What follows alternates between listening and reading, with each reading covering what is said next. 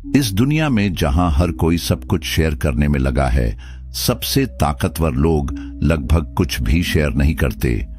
ये लोग ऐसा क्या जानते हैं जो आप नहीं जानते?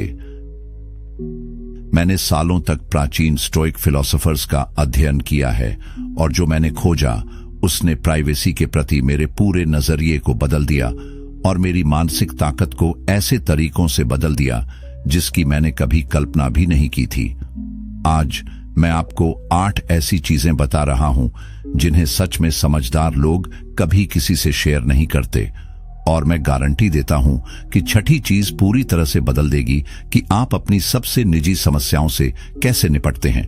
ये सिर्फ प्राइवेसी टिप्स नहीं है, ये मार्कस ऑरेलियस, सेनेका और एपिक्टेटस का भूला हुआ ज्ञान है जिसने हजारों साल पहले साम्राज्य बनाए और अटूट दिमाग तैयार किए थे।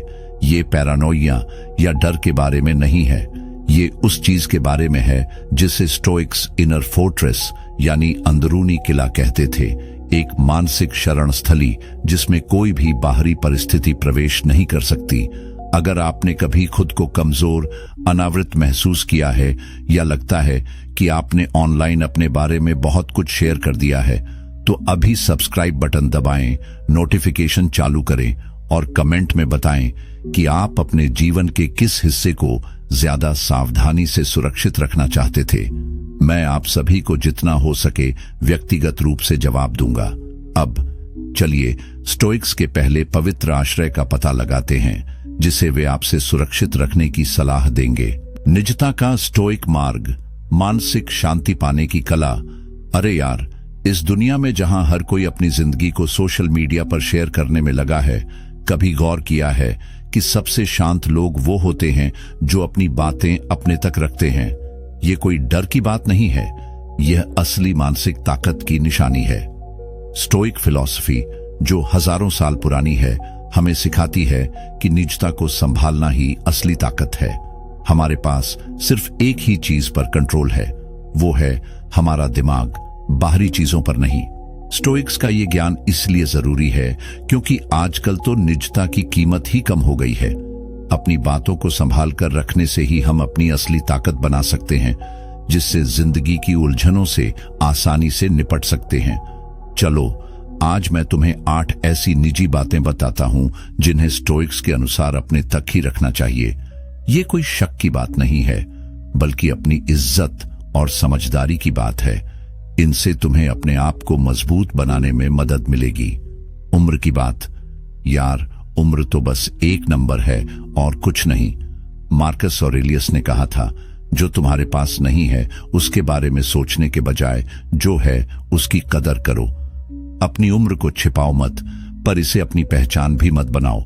सोचो, लोग किसी 45 साल के इंसान और 65 साल के इंसान से कितना अलग बर्ताव करते हैं, चाहे दोनों की क्षमता एक जैसी ही क्यों न हो। अपनी उम्र को अपना पहचान पत्र मत बनाओ। समाज हमें उम्र के हिसाब से जज करता है, कब रिटायर होना है, क्या करना है, क्या नहीं करना है। इससे बचो और अपनी जिंदगी अपने तरीके से जियो। स्टोइक्स के लिए उम्र कोई कमी नहीं, बल्कि ज्ञान बटोरने का मौका है। हर साल हमें समझदारी और अच्छाई का अभ्यास करने का मौका देता है। तुम्हारी जिंदगी तुम्हारी अपनी है, इसे सिर्फ उन्हीं से शेयर करो जो सच में मायने रखते हैं। पैसे की बात, अपनी जेब की बात अपने तक ही रखो। सेनेका ने कहा था, गरीब वो नहीं जिसके पास कम है, बल्कि वो जिसे हमेशा और चाहिए। पैसे की बात छिपाकर तुम ये सुनिश्चित करते हो कि लोग तुम्हें तुम्हारी असलियत के लिए जाने, न कि तुम्हारी जेब के हिसाब से। पैसे की बात से रिश्तों में बदलाव आता है। अगर बता दिया कि तुम्हारे पास अच्छी खासी बचत है, तो अचानक दोस्त इन्वेस्टमेंट के आइडिया या मदद मांगने आ जाएंगे। और अगर बता दिया कि तंगी है, तो लोग तुम्हारी योग्यता पर शक करेंगे। असली अमीरी तो दिल की संतुष्टि से आती है, न कि दूसरों की नजर में। स्टोइक हमें सिखाते हैं कि असली खुशहाली दिखावे में नहीं, बल्कि अच्छे से जीने में है। एपिक्टेटस, जो एक दास से आजाद हुए थे, जानते थे कि असली अमीरी उन चीजों में अंतर करने से आती है जिन पर हमारा कंट्रोल है और जिन पर नहीं। अपनी आर्थिक जानकारी अपने तक रखकर अपने संसाधनों का सही इस्तेमाल करने पर ध्यान दो। परिवार की बात, परिवार के मुद्दे बड़े संवेदनशील होते हैं। स्टोइक तरीका कहता है कि मुद्दों को सीधे उनसे सुलझाओ जिनसे वे जुड़े हैं, न कि दुनिया भर में फैलाओ। मार्कस ऑरेलियस ने कहा था, अच्छा इंसान कैसा होना चाहिए, इस पर बहस में समय बर्बाद मत करो, बस वैसे ही बनो। अपने परिवार का सम्मान करो और मतभेदों को सम्मान और संयम के साथ निपटाओ। जब परिवार में तनाव होता है, चाहे वो विरासत पर झगड़ा हो, बच्चों के पालन पोषण में अंतर हो या सास ससुर से मनमुटाव, तो बाहरी लोगों से सहानुभूति पाने की तलब को रोको। यह निजता समस्याओं को बाहरी दखल के बिना हल करने की जगह देती है, जो सच्ची आंतरिक शक्ति दिखाती है। याद रखो कि परिवार के रिश्ते जो दशकों में विकसित हुए हैं, उन्हें आम बातचीत में पूरी तरह समझाया नहीं जा सकता। इन रिश्तों की जटिलताओं को संरक्षित करना चाहिए, न कि दूसरों की राय से प्रभावित होना चाहिए। सेहत की बात, सेहत से जुड़ी बातें मुख्य रूप से तुम्हारी अपनी हैं। एपिक्टेटस ने हमें याद दिलाया, जो तुम्हारी शक्ति में है उसका सबसे अच्छा उपयोग करो और बाकी जैसा होता है वैसा होने दो। जब स्वास्थ्य चुनौतियों का सामना करना पड़े तो चुनिंदा लोगों से ही बात करो जिन्हें जानना जरूरी है या जो वास्तव में मदद कर सकते हैं। सोचो, लोग किसी ऐसे व्यक्ति से कितना अलग व्यवहार करते हैं जिसे कोई गंभीर बीमारी हो या जिसे लगातार दवाओं की जरूरत हो। अक्सर बातचीत पूरी तरह से स्वास्थ्य मामलों पर केंद्रित हो जाती है, जिससे एक बहुआयामी व्यक्ति सिर्फ अपनी मेडिकल कंडीशन तक सीमित हो जाता है। ऐसा होने से इनकार करो और अपनी निजता बनाए रखो। यह स्टोइक दर्शन तुम्हें स्वास्थ्य चुनौतियों का गरिमा के साथ सामना करने के लिए सशक्त बनाता है। जैसा कि मार्कस ऑरेलियस ने खुद पुरानी पीड़ा से पीड़ित होते हुए लिखा था, दर्द चीज से नहीं बल्कि उसके बारे में तुम्हारे अनुमान से है। इस ज्ञान को अपने आवश्यक स्वयं को अस्थायी या यहां तक कि स्थायी शारीरिक स्थितियों से अलग करके लागू करो। रिश्तों की बात, निजी रिश्ते निजी जगहों में ही फलते फूलते हैं, बाहरी निर्णय और हस्तक्षेप से सुरक्षित।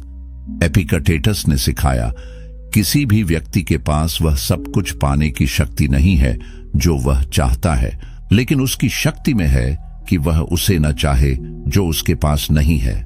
इस ज्ञान को रिश्तों पर लागू करो और समझो कि उनके मूल्य को बाहरी मान्यता या व्याख्या की आवश्यकता नहीं है। साझेदारी के विवरण, चाहे वह शारीरिक अंतरंगता में चुनौतियां हों, भावनात्मक जुड़ाव के पहलू हों या आपके रिश्ते की अनूठी भाषा हो, सुरक्षा के योग्य हैं। बाहरी जांच, तुलना और टिप्पणी की अनुपस्थिति में वास्तविक कनेक्शन गहरा होता है। अपने करीबी लोगों के साथ साझा किए गए निजी पलों को पवित्र रखकर आप वास्तविक भेद्यता के लिए जगह बनाते हैं, जो बंधनों को मजबूत करती है।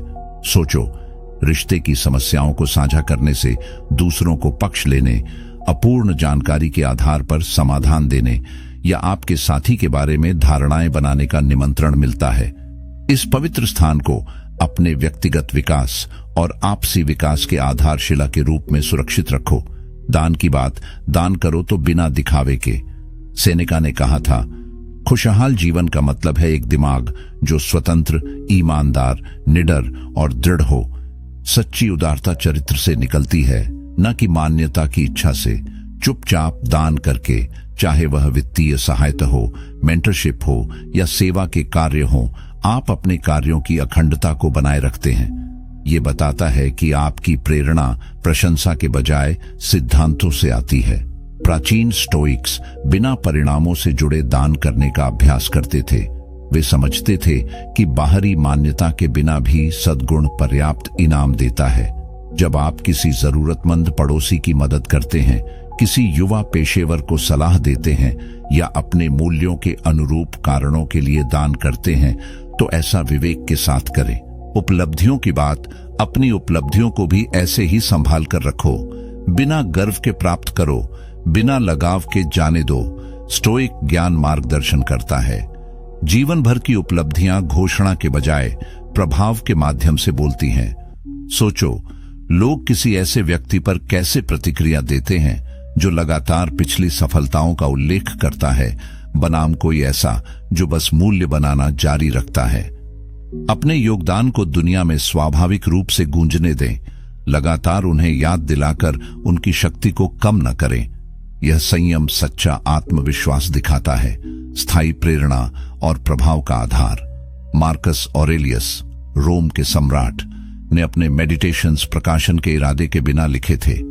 यह निजी प्रतिबिंब लाखों लोगों को प्रेरित करता है, क्योंकि यह गणित स्वप्रचार के बजाय प्रामाणिक दर्शन का प्रतिनिधित्व करता है। इस उदाहरण का पालन करके मान्यता के बजाय अर्थपूर्ण कार्रवाई पर ध्यान केंद्रित करें। अपने काम को अपनी विरासत बनाने दें। दर्द और बढ़ने की बात, आखिरकार पुराने दर्द को बार बार दोहराने के बजाय उन्हें छोड़ दो। सबसे अच्छा बदला अपने दुश्मन जैसा न होना है, मार्कस ऑरेलियस ने सलाह दी। पुराने घावों को रोजमर्रा की बातचीत में आवाज देने से इनकार करके खुद को आजाद करो। पिछले अपमानों या अन्यायों की हर दोहराई वर्तमान की खुशी पर उनकी पकड़ को मजबूत करती है, जबकि विचारशील मौन धीरे धीरे उनकी शक्ति को कम करता है। यह शायद स्टोइक दर्शन का सबसे गहरा अनुप्रयोग है, दर्द को दोहराव के बजाय जानबूझकर संयम के माध्यम से ज्ञान में बदलना।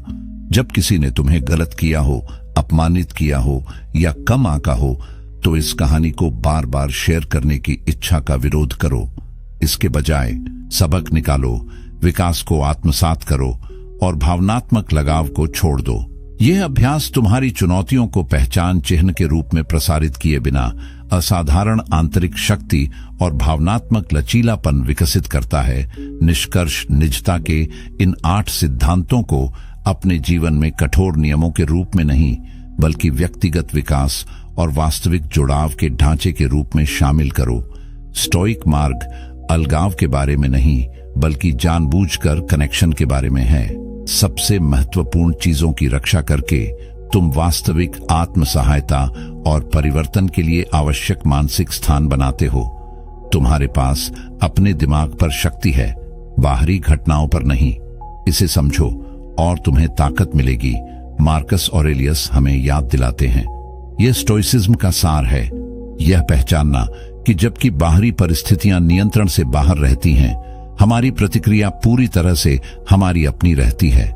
निजता दूसरों की राय के विकृत प्रभाव से दूर इस शक्तिशाली मानसिकता को विकसित करने के लिए आवश्यक जगह बनाती है। इन सबकों को छोटे छोटे फैसलों के जरिए रोजाना लागू करो। अनावश्यक सवालों का जवाब देने से इनकार करो।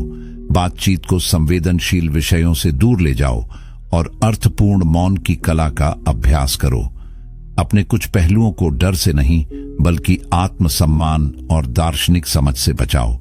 इस अभ्यास से अपने जीवन की मुश्किलों का सामना करने के लिए लचीलापन विकसित करो। याद रखो, असली ताकत संरक्षित जगहों में बढ़ती है, जानबूझकर निजता से पोषित होती है। इस कला में महारत हासिल करो और ऐसी आजादी की खोज करो जिसे कोई बाहरी परिस्थिति कम नहीं कर सकती। सार्वजनिक धारणा के बजाय चुने हुए गुणों के माध्यम से खुद को परिभाषित करने की आजादी।